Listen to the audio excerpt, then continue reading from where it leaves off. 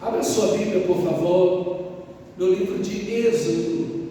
Êxodo, esse livro tão maravilhoso que nosso tema desse ano é fervorosos de espírito, servindo ao Senhor, Romanos 12:11.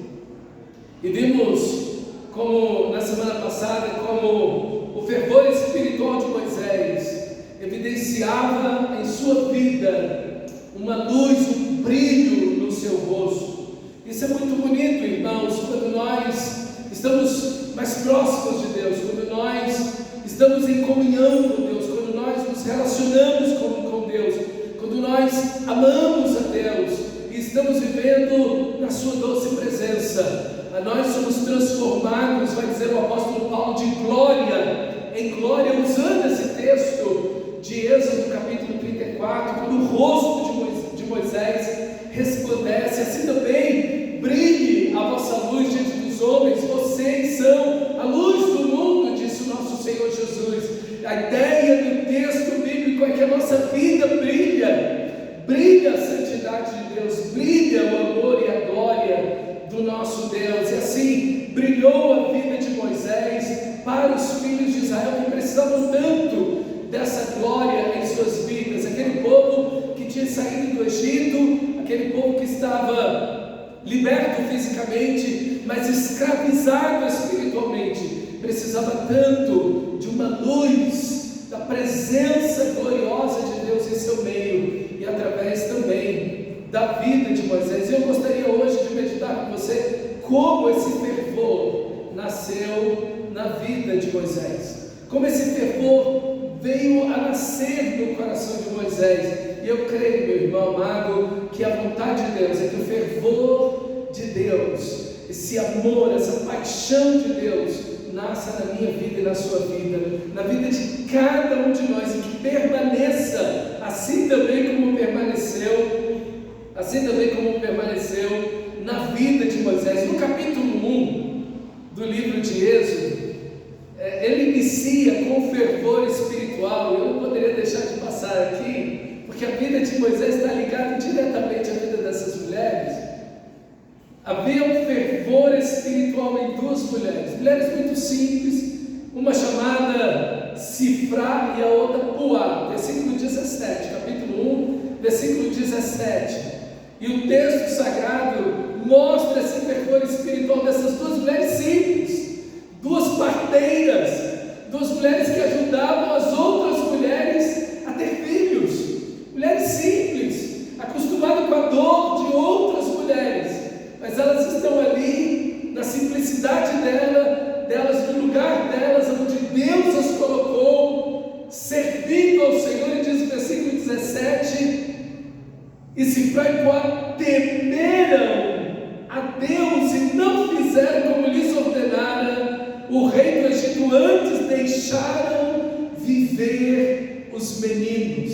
Essas mulheres são uma inspiração, meus irmãos, para qualquer um. A vida de Moisés está ligada à vida dessas mulheres, essas mulheres que salvaram dezenas, talvez centenas de meninos, de bebês, e que com a sua fé simples, com a sua obediência, com o seu temor, com o fervor espiritual, foi uma grande bênção, foi uma salvação na vida de tantas crianças, de tantas famílias. E o verdadeiro fervor espiritual, irmãos, o verdadeiro temor, o temor correto, a obediência diante de Deus, vai produzir vida em você, mas vai produzir também vida em outras pessoas. E meus irmãos, no capítulo 2, olha aí no capítulo 2, havia uma chama no coração de Moisés, uma chama pela justiça que nasceu no coração de Moisés. Essa chama pela justiça está no coração de qualquer pessoa. Qualquer pessoa, quando vê a injustiça, a maioria das pessoas sente uma indignação e muitas vezes toma alguma atitude. Essa chama havia no coração de Moisés. Olha aí no capítulo 2, versículo 11. Naqueles dias, sendo Moisés já homem, e aí Estevão, no livro de Atos dos Apóstolos, no capítulo 7, vai dizer que ele tinha 40 anos aqui. Saiu Moisés aos seus irmãos e viu os seus labores penosos, ok? Estavam debaixo de muito sofrimento, e viu que certo egípcio espancava um hebreu do seu povo. Olhou de um lado e do outro, e vendo que não havia ali ninguém, com certeza numa briga, num embate para defender o outro, acabou Moisés matando o egípcio e o escondeu na terra, na areia aí do deserto. Então, esse homem que, apesar de estar vivendo 40 anos dentro do palácio, sendo filho da filha de Faraó, sendo tratado como praticamente quase uma divindade, sendo da família de um Deus, que era o próprio Faraó, ele se identifica com o seu povo, ele não perde isso, vê o sofrimento e a injustiça e tenta agir dessa maneira. E aí ele age como um homem natural, ele age no impulso da sua carne, da sua justiça própria. E infelizmente aqui, meus irmãos, acontece essa situação de Moisés ter matado o egípcio. Ele achava, diz o livro de Hebreus, que os seus irmãos entenderiam que Deus salvaria o seu povo, libertaria o seu povo daquela maneira, mas realmente não era aquela maneira que Deus usaria. Deus não usaria uma guerra civil, Deus não usaria um conflito interno ali para produzir isso. Na realidade, Moisés tinha que entender que seria o sangue do Cordeiro Pascual que iria libertar o povo de Israel do Egito, e não o sangue dos egípcios, não a violência contra os egípcios, mas seria a graça preciosa de Deus. Jesus, quando entra em Jerusalém, ele não entra armado com o exército, ele entra sentado no jumentinho. Não seria o sangue dos romanos que nos libertaria do pecado, mas seria o seu sangue precioso naquela cruz. Então Deus tem uma outra forma, Deus tem uma outra maneira, mas esse desejo maravilhoso, essa sede, esse fervor, essa chama no coração de Moisés se extingue completamente. 40 anos se passaram. 40 anos depois, Moisés, que quando sai do Egito tinha 40, agora Moisés tem 80 anos. E o texto sagrado do capítulo 3 diz que Moisés pastoreava o rebanho do seu sogro Jetro. Não era nem dele o rebanho, era do seu sogro Jetro. E naquela situação ele havia esquecido completamente e deixado para trás toda a esperança de ver seu povo livre. Havia entrado no seu coração a indiferença e a omissão. Nunca mais eu quero pensar nisso, nunca mais eu quero voltar lá, eu quero esquecer essa situação. Isso para mim ficou para trás. Por isso que quando ele coloca o nome do filho dele, que nasce de Zípora, ele põe o nome de Gerson, o nome do filho dele, que quer dizer: eu estou exilado, ou eu sou peregrino em uma outra terra. Veja, ele está distante de tudo aquilo. Aquilo esfriou completamente no coração de Moisés. E quando Moisés é chamado por Deus, ele começa a dar um monte de desculpas. Isso já no capítulo 4. Quem sou eu, Senhor? É a primeira coisa que ele diz. Depois ele vai dizer: mas quem é o Senhor? O povo não sabe quem é o Senhor. Depois ele diz: Senhor, o povo não vai crer em mim. Então Deus começa a falar: olha, pega a vara, joga no chão, a vara se torna uma serpente, põe a mão dentro da roupa. Quando ele tira a luta leprosa, põe de novo, e a mão sai sã novamente. E Deus diz: eu ainda vou transformar água em sangue. E aí ele fica nessa de recusar tudo e qualquer coisa que Deus está chamando ele para fazer. Então ele diz: Senhor, eu não sou eloquente, eu nunca fui um homem de palavras, de ser um homem expressivo e eloquente. E então Deus o chama de novo, e por fim, olha lá no capítulo 4, versículo 13 e 14, ele diz: ah, Senhor, envia aquele que hás de enviar, menos eu. Você já disse isso para Deus? Menos eu. Você já chegou a dizer isso para Deus? Não, Senhor. Esse negócio aí de ser filho servir o Senhor, é para qualquer um. Senhor, envia qualquer um, menos eu. Menos eu. Meus irmãos, e aqui olha o resultado no versículo 14. Olha o resultado no versículo 14. Então se acendeu a ira do Senhor contra Moisés. Eu quero dizer para você, meu amado irmão, que Deus, quando nos chama, Ele nos capacita a fazer a sua vontade. Deus não apenas nos ordena a santidade, Deus nos dá o poder para viver em santidade.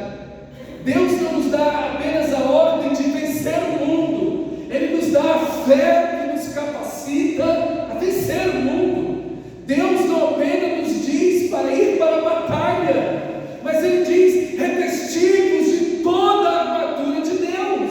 Ele nos dá a armadura, Ele nos dá a força, Ele nos capacita, Ele vai conosco. Deus nunca nos manda fazer algo que não podemos fazer.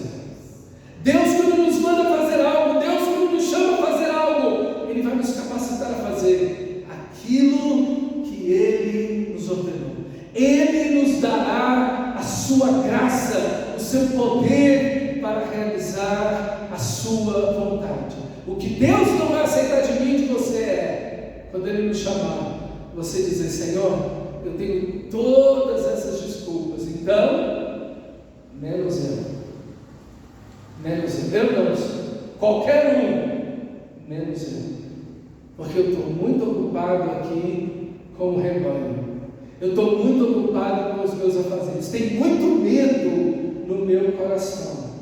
Deus vai olhar para você e dizer: opa, não é assim, não é assim.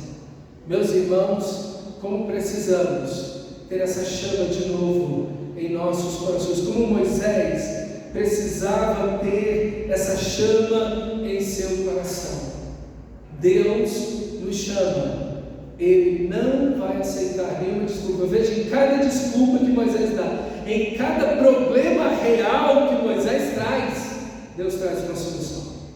Não há problema que Moisés apresente que Deus não traga uma solução para ele realizar a obra.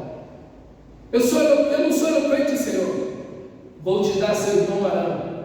Quem fez a boca do mudo? Quem fez o ouvido do surdo? Não foi eu, diz o Senhor. E quando ele teme que o povo não vai crer, ele dá os sinais. Então Deus se revela a Moisés e dá a ele o poder para realizar. Mas Moisés vai recuando, e então Deus acende novamente essa chama no coração dele. Olha no capítulo 3, versículo 2.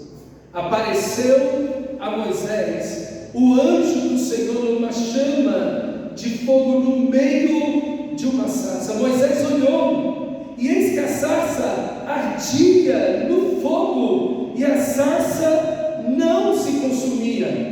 Então disse consigo mesmo: irei para lá, e verei essa grande maravilha.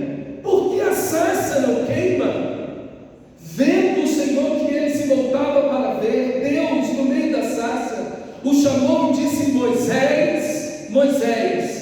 Ele respondeu: eis-me aqui. Deus continuou: não te chegues para cá, tira as sandálias dos pés, porque o lugar em que estás é terra santa. Disse mais o Senhor: eu sou o Deus de teu pai, o Deus de Abraão, o Deus de Isaque e o Deus de Jacó. Moisés escondeu o rosto, porque temeu ver a Deus.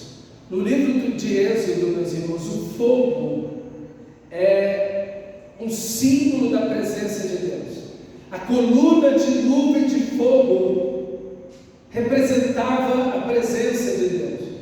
Aquela coluna de fumaça sobre a tenda, sobre o tabernáculo, aquela coluna de fogo sobre o tabernáculo, sobre a tenda do encontro, em que Moisés estava ali todo dia orando, aquela coluna de fogo que faz uma barreira entre o povo de Israel e os egípcios, quando estão para atravessar o Mar Vermelho.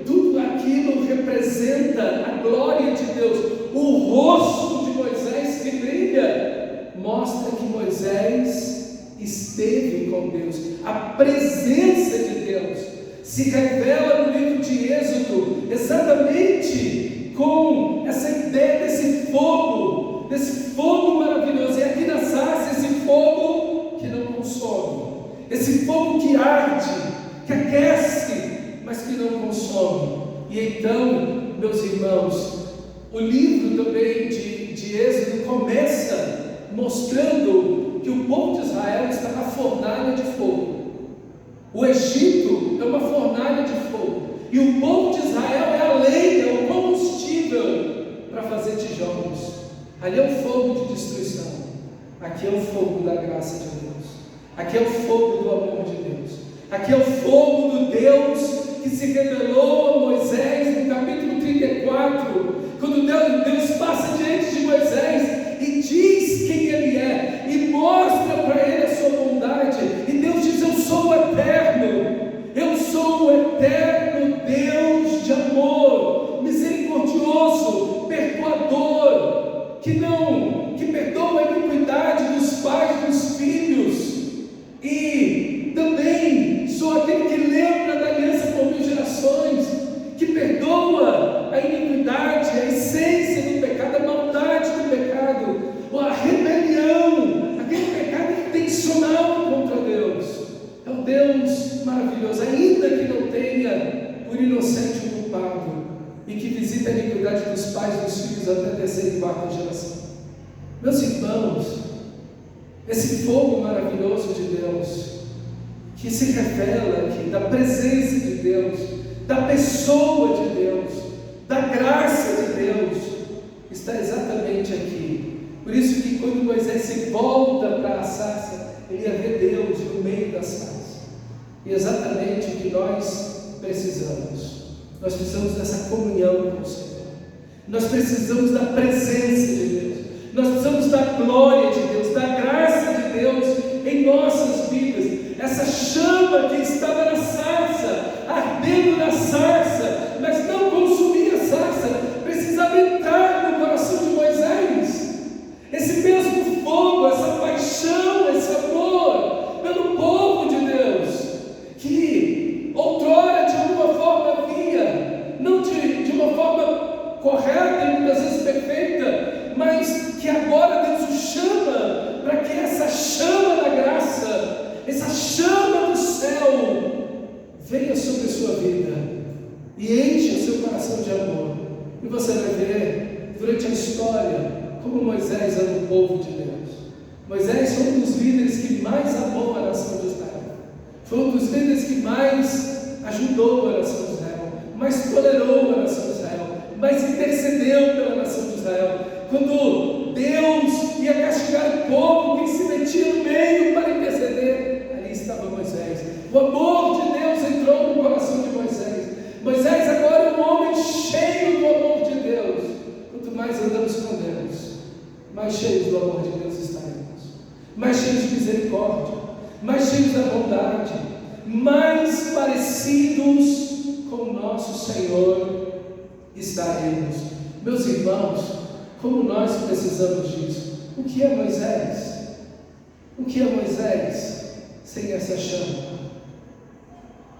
Ele é um homem que está no meio do deserto, andando com um bando de ovelhas. Ele não é significativo para ninguém. Ele não é uma bênção para ninguém. Ele simplesmente está olhando de si para si mesmo. E ele não quer sair daquela situação. Ele reluta contra Deus para sair daquela situação. Ele quer permanecer ali, naquele lugar, naquele estado, naquela condição. Ele não quer romper dali para diante. Meus irmãos, e Deus o chama. E Deus o chama, e Deus quer encher seu coração de amor. O que é um crente? O que é um cristão verdadeiro? A não ser para ser uma bênção. Na verdade, Deus, meus irmãos, Deus nos fez para sermos uma bênção, porque você foi abençoado. Moisés tinha sido abençoado por Zifrá e Puá. Aquelas mulheres arriscaram a vida para que outras crianças pudessem ser salvas. E Moisés passou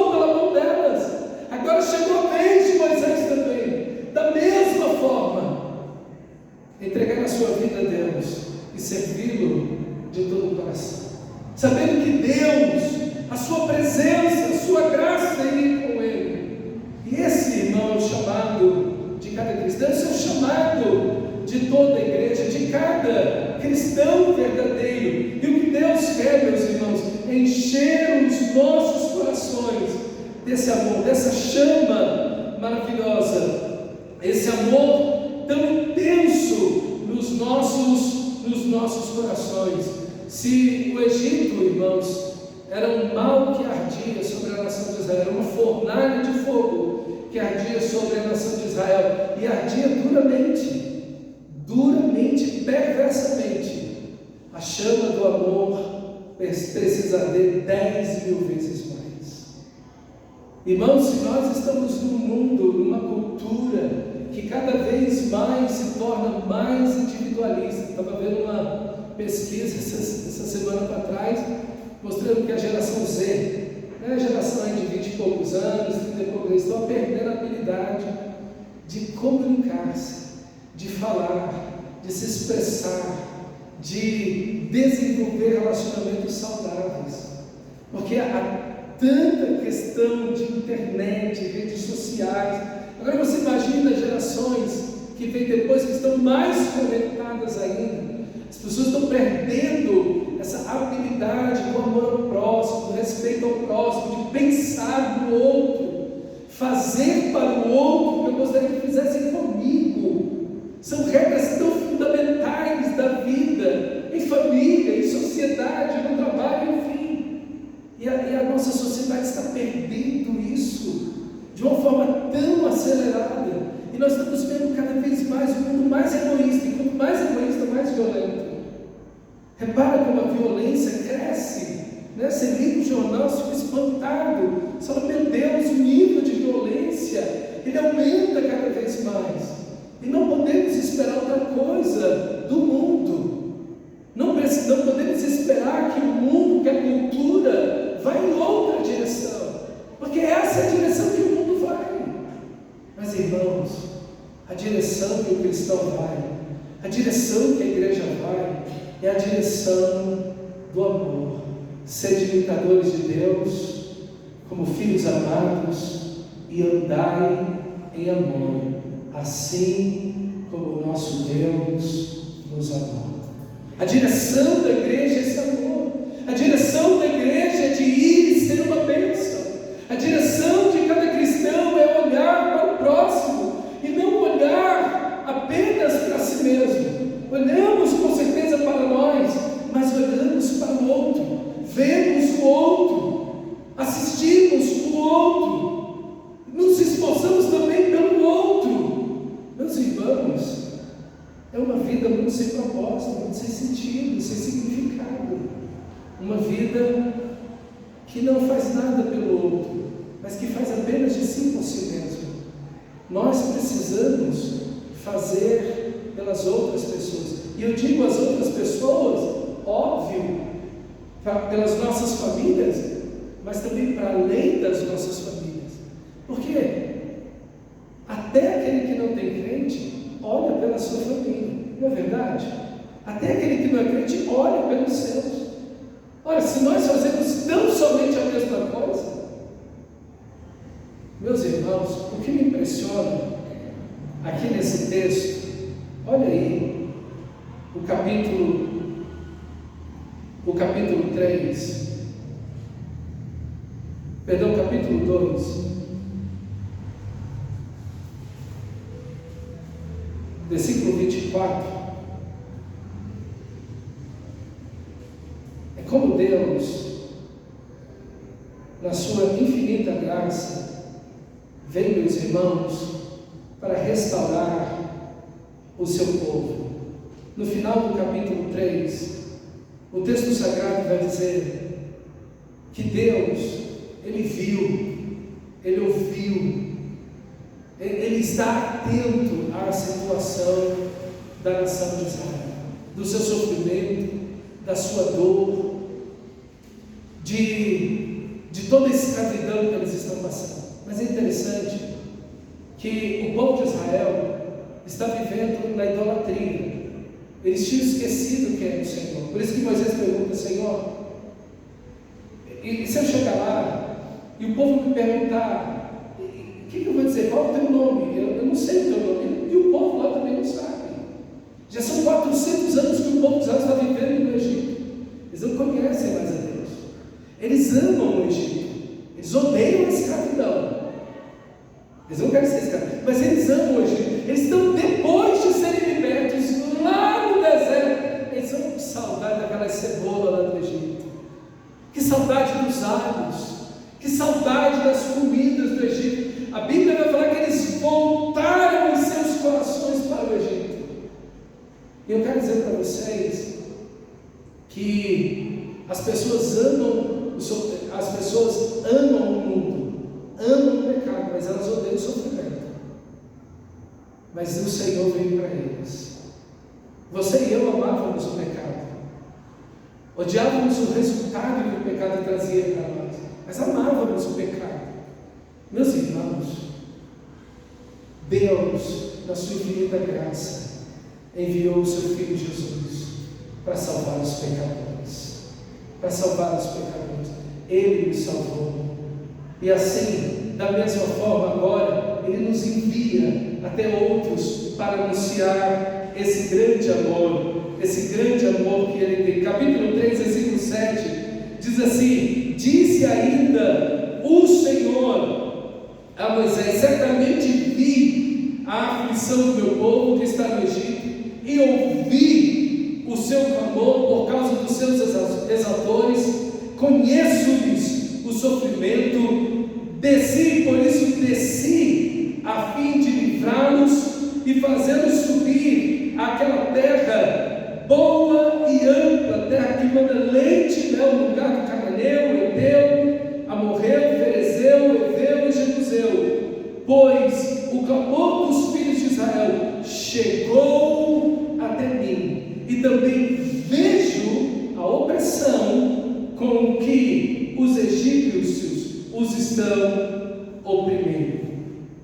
Meus irmãos, é exatamente essa chama que Deus quer colocar no coração de Moisés. Aquilo que Moisés não está vendo, aquilo que Moisés não está ouvindo, é aquilo que Moisés já não está mais preocupado. Moisés está voltado apenas para ele mesmo. E agora Deus está tirando os olhos dele das próprias situações que ele tem e colocando os olhos dele, abrindo os olhos dele para ver aquilo que o povo de Israel está passando, o sofrimento, a escravidão.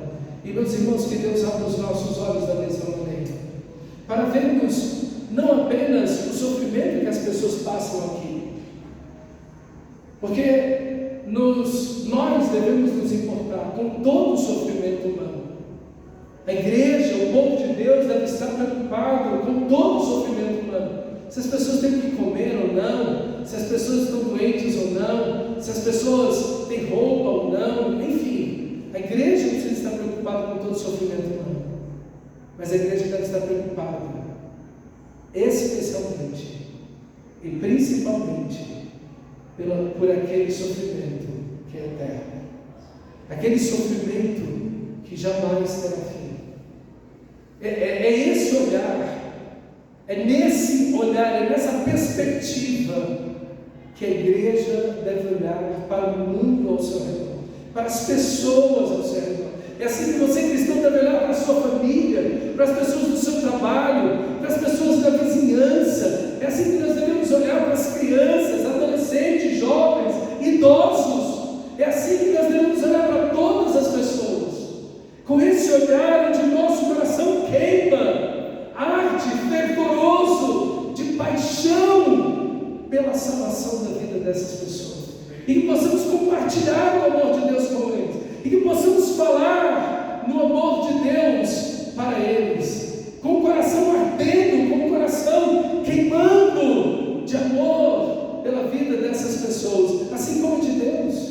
Assim como de Deus. E Deus quer pegar aquela sarça e fazer do coração de Moisés, do espírito de Moisés, agora uma sarça que arde, que não apaga, que está acesa na alma de Moisés, para que ele possa ver, ouvir e ir até onde está o povo em grande e eterno sofrimento. E Ele vai, meus irmãos, e Ele vai, e Deus vai acendendo isso no coração dele de uma forma extraordinária. E eu acredito que essa é a vontade de Deus para a minha vida e para a sua vida. Que Deus faça do meu espírito e do seu espírito uma sarça ardente que queima, de paixão, de amor por aqueles que estão sem Cristo. Que nós possamos olhar para essas pessoas, vendo como Deus vê, vendo a realidade eterna das pessoas sem Cristo, vendo como elas precisam de perdão, e que não há salvação em nenhum outro, que só há salvação em Cristo Jesus, e que essa é a mensagem da igreja, e que Deus venha tirar de mim e de você, assim como fez com Moisés, toda a diferença e toda opção para nos fazer uma bênção por meio da sua glória, desse fervor espiritual, desse enchimento do Espírito, para tirar o povo eternamente sem Cristo, para a glória de Deus. Oh, meus irmãos, que Deus use a minha vida e a sua vida. A igreja deve ser como seu Deus, a igreja deve agir como seu Deus, assim como os filhos de Deus devem agir como seu Pai celestial. O chamado de Deus, olha o versículo 10, olha o versículo 10, Moisés, vem agora.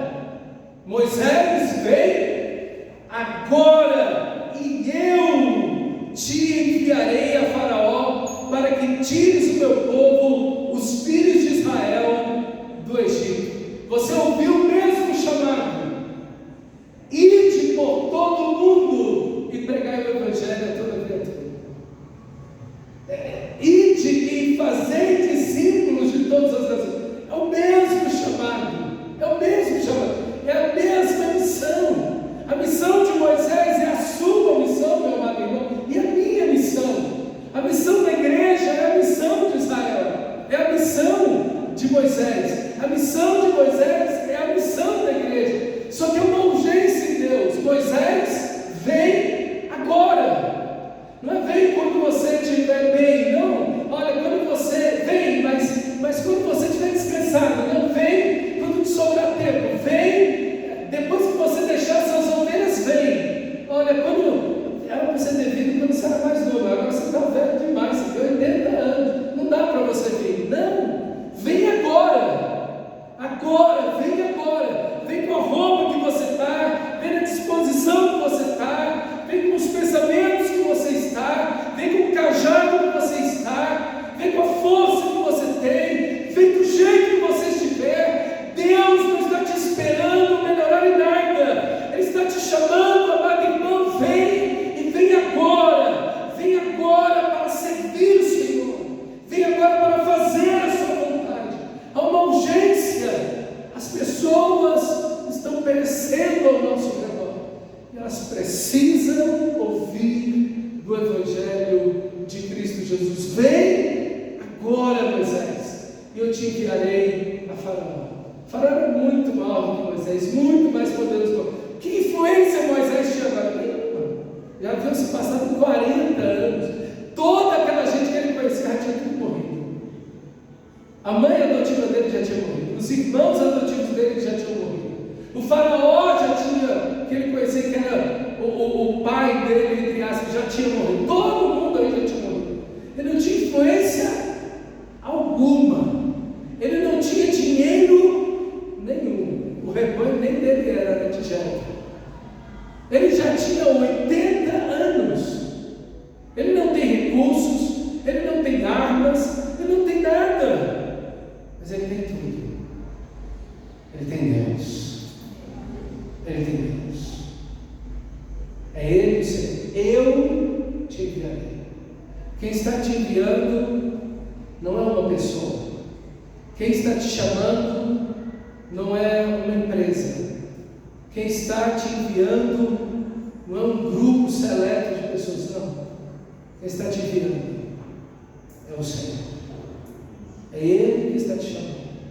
É Ele que está te enviando. E Ele vai conosco. Ele vai conosco. E Ele vai fazer com que todas as coisas cooperem para o bem daqueles que amam o Senhor. Ele vai usar tudo. Ele vai nos usar onde estamos. Moisés, com a roupa dele, com o cajado dele, com a idade dele, com as fraquezas dele, com as limitações dele, Deus vai usar o mesmo jeito. Deus usou cifrar e empurrar do jeito que elas estavam, na condição que elas se encontravam. Ali Deus a usou, a cada uma delas. Irmão, Deus vai usar a mim e você, do jeito que você está, aonde você estiver, com suas limitações, mas que você e eu possamos dizer, como Moisés disse: Senhor, eis-me aqui, eis-me aqui, eu quero servir ao Senhor. E Moisés foi, e Deus ordenou, e Deus glorificou, e Deus fez aquilo que Moisés jamais poderia fazer. Ainda que Moisés tivesse um exército poderosíssimo de 100.000 homens armados, ele não venceria o Egito. Exércitos muito maiores lutaram contra o Egito e não venceram o Egito. O Egito era a maior potência do mundo na época. Exércitos muito maiores tentaram vencer o Egito e não conseguiram. Moisés jamais venceria o Egito na sua força, no seu poder. Porque, irmão, não é por força, nem por violência, mas pelo meu Espírito, diz o Senhor. Então nós podemos confiar no Senhor, porque Ele vai conosco. Eu enviarei você, eu vou junto com você, eu vou estar com você. E como o mesmo Senhor diz, eu vou com você e te darei descanso. Que Deus bom, que Deus maravilhoso, que Deus gracioso, o eterno Deus de amor, que quer usar a minha vida, a sua vida, para a glória dele, e assim a glória dele. Talvez se fosse com 40 anos, Moisés tinha recebido alguma glória. Não, ele é um príncipe, não, ele é um estrategista, não, ele é um homem de guerra, não, ele... Mas agora é um velhinho de 80 anos que Deus está usando para libertar seu povo no poder, não dele, mas no poder de Deus. Assim nós também vamos, no poder de Deus. Que a sarça queime no seu coração, que esse grande amor de Deus arda na sua vida. E Moisés alimentou essa chama através de uma vida devocional poderosa. Essa chama era todo dia alimentada pela presença gloriosa de Deus. A presença de Deus alimentava essa chama e que fazia arder vez das vezes, diante de tantas perturbações e problemas que Moisés passou. Foi a presença de Deus que manteve essa chama acesa em seu espírito e sua alma. Vamos orar ao Senhor. Coloque-se de pé, por favor, irmão, e vamos orar ao nosso Deus.